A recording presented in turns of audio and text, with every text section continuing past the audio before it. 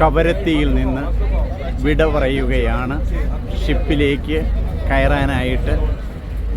ഇവിടെ നിന്നും കവരത്തിയിൽ നിന്നും ആളുകളെ കൊണ്ടുപോകുന്നത് ഷിപ്പിലാണ്. കടലിൽ കിടക്കുന്ന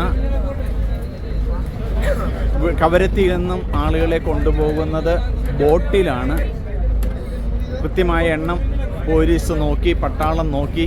വളരെ നല്ല പെരുമാറ്റമാണ് ഇവിടെയുള്ള പോലീസിൻ്റെയും പട്ടാളത്തിൻ്റെയും എല്ലാം.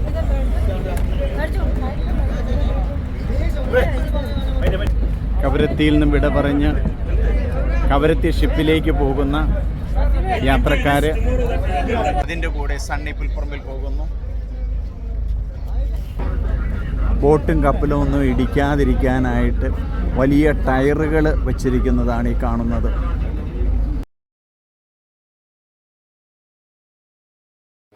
കവരത്തി ഷിപ്പ്.